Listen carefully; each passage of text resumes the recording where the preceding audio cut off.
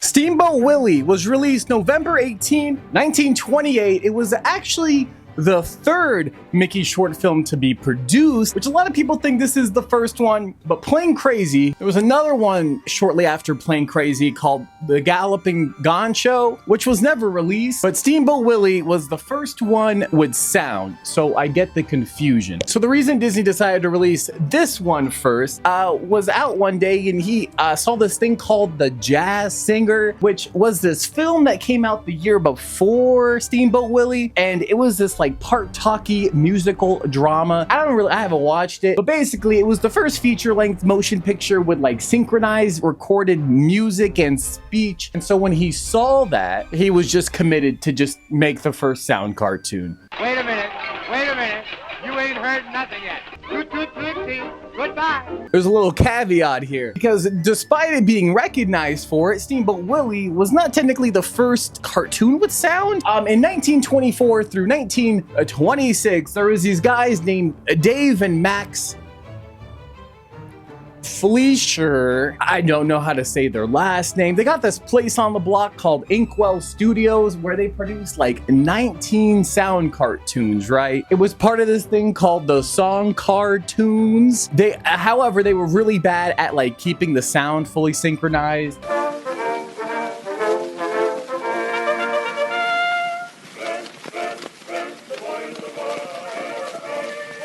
So when the film was a little bit further into the development, Walt arranged for a screening of the film with a test audience of mostly just employees with the partly finished cartoons of iWorks. We'll get into him in a little bit. Set up a bed sheet behind the movie screen, which he placed a microphone and the audience would sit and the live sound was produced through that bed sheet. He would also bang on like pots and pans for sounds. Walt provided the voice for Mickey Mouse for like the longest time. Oh, it's you, huh? Yeah, it's me, I guess. And basically that test screening was a hit, which made Walt want to proceed to finish the cartoon. All right, so the recording sessions about this cartoon. The first recording session for SteamBoat Willie was held with a 17-piece orchestra and 3 sound effects guys, just making noises. The first attempt of this, believe it or not, was a disaster because they have to record everything in one take. That's just how the technology was back then, y'all. So that first attempt was a disaster. He needed to do a retake, but he didn't have enough money at the time, so Mr. Disney himself sold his Moon Roadster, and I had no idea what that was. I had to look it up, and yep, it's a real thing. He's posing and all. So he sold that to basically finance a second recording, which was a success, thankfully. And what they did to help it kind of like work out a little bit better with the recording is they added a bouncing ball to keep the tempo so the conductor can follow it kind of like on the cartoon so they knew when to go. So hey, movie magic, you never know. According to Roy O. Disney, Walt's brother, in his personal notes, I couldn't find the personal notes, but it had apparently a budget of $4,986.69. Nice. Including the prints for the movie theaters. Other than that, I think we're ready to dive into this cartoon. Sorry about this really lengthy intro. So we got the title screen. Let's pause here for a second. Let's break this title screen down. So we got Disney Cartoons presents a Mickey Mouse sound cartoon. You see that? Sound. A little lower, we see Disney Comics by iWorks. Now we see a lot of people confused about who animated this short. It was not Walt. Did not animate this. Fun fact, he didn't really even create Mickey, but what Walt did for this short was direct it and he wrote the story.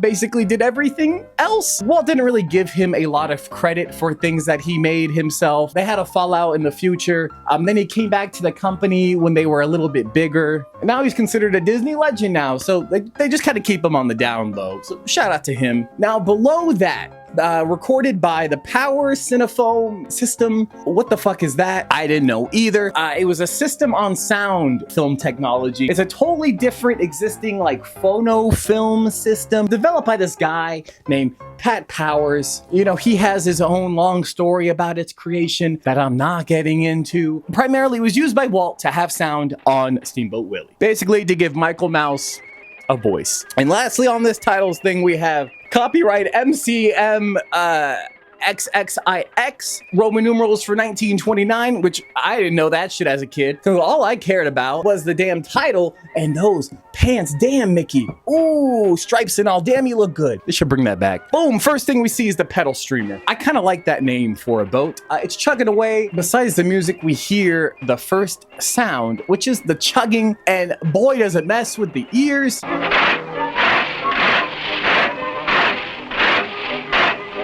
Then, of course, the iconic shot of Mickey whistling the Steamboat Bill song, which if you haven't heard it, goes a little something like this. Steamboat Bill, steaming down the Mississippi.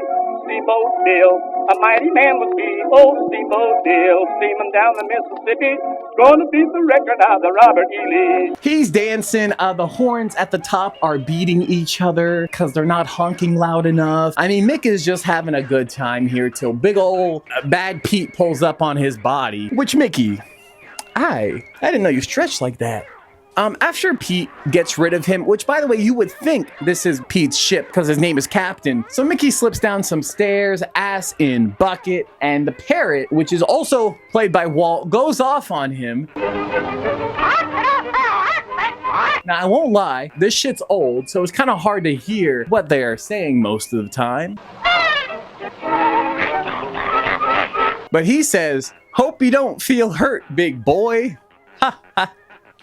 He's calling Mickey a big boy. So he gets mad because he's not big and he tosses the bucket. Fuck the bird. So we get back to Pete, who I can only assume is taking a bite out of some tobacco in my Disney short. So he spits through his magic teeth that can open and close at his whim. His laugh here, which I'm pretty sure is also done by Walt, is very interesting because who laughs like that?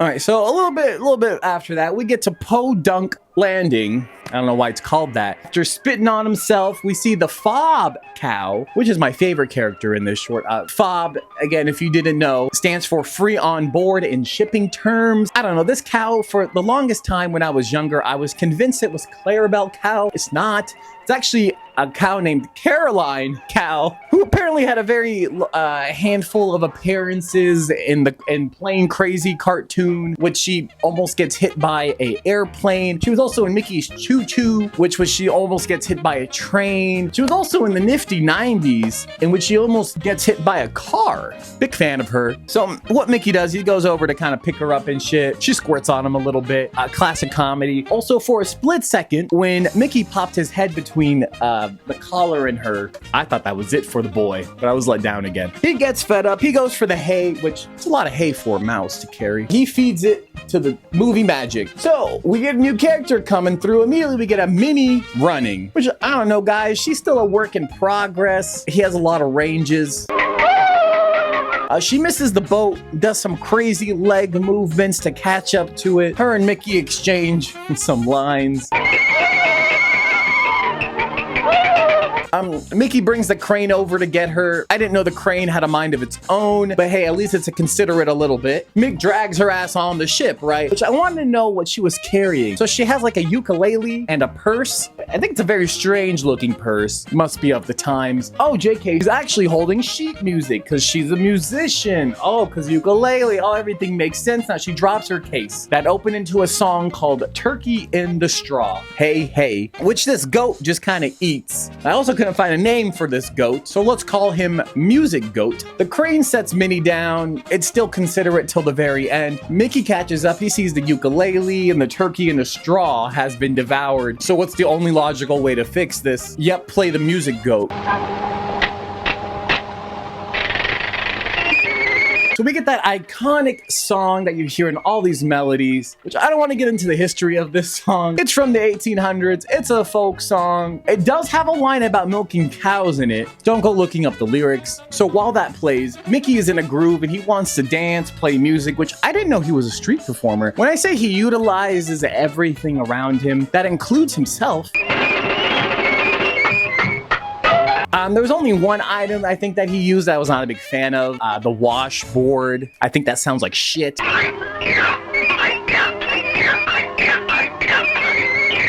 Oh, so look at this cat. Nothing about it. It's just a cat that doesn't chase the mouse. Instead, Mickey harasses the cat. So We get to my favorite part of the short. Basically, from here on out to the rest is just Mickey abuse. So while this is all happening, there's this duck that's just kind of in the background watching this all happen, smiling too while he's at it. Then he just kills it. Then he goes for the duck next. Who thought it was safe? Straight for the neck. This poor guy's getting his neck stretched. I'm assuming Walt played the cat too. I don't know what's going on in his mind. This goes on for a while. It's just a lot of torture. If you thought that was it, no. He goes for the pig's next. So look at him standing there, eager to fuck these kids up. He immediately goes for the tails. You could think this is all just in good fun, but no, he picks up the mom and all the kids are dangling for their lives. And look at his face. Look at that face. That's the face of anger. He's an evil mouse. He wants to do harm. They all fall off except for one, but he just kicks that bitch off and carries the mom away like, Walt, what are you doing? He starts playing the mom like an accordion. She's suffering from pain. Mickey is poking her others like a instrument, but you know, the kids like it because, hey, music. Did y'all know that this scene was cut from future releases? There was actually even a deleted scene that added a little bit more context.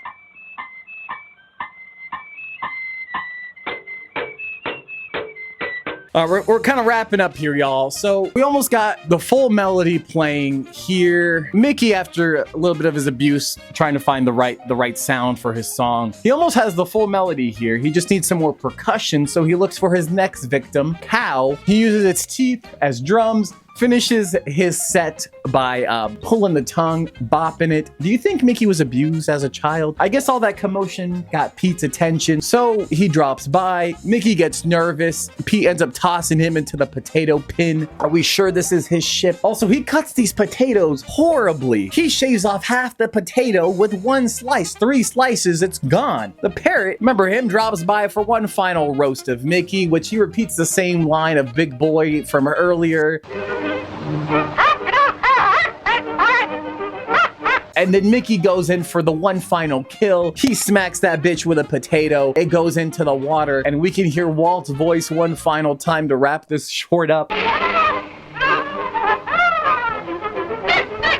He says, "Help, help, man overboard," as Mickey laughs with a knife between his legs. That's the end. That's the short. A lot more has happened in 7 minutes than I thought. He really squished a lot of shit in there. Overall, I'd give this short 7 out of 10. Got good music if you don't look too deep into the songs. Giving the animation a pass because, you know, there was not much competition. The dialogue could have been stronger. What the fuck am I doing? I think this video is going on a little too long, so I figured we end with some reviews from the fans, starting off with Crayfish, who says, "A dark portrait of a mentally ill mouse." Boris G says, "The cartoon wasn't bad, but I'm not really a fan of the recent marketing campaign. Lately, I've seen pictures of SteamBoat Willie on the internet doing unspeakable things. I've seen pictures of his overly exaggerated genitalia. I mean, is this supposed to be for kids? There was even one where SteamBoat Willie was flying a plane into World Trade Center. Not funny, Disney." And finally, Anonymous said, "A horrid treatment of cats as depicted in this film is appalling. Shame on Disney. I hope Mickey gets devoured by a tabby." So thank you all for joining me. Join me next time where I cover the next review of something random. Bye.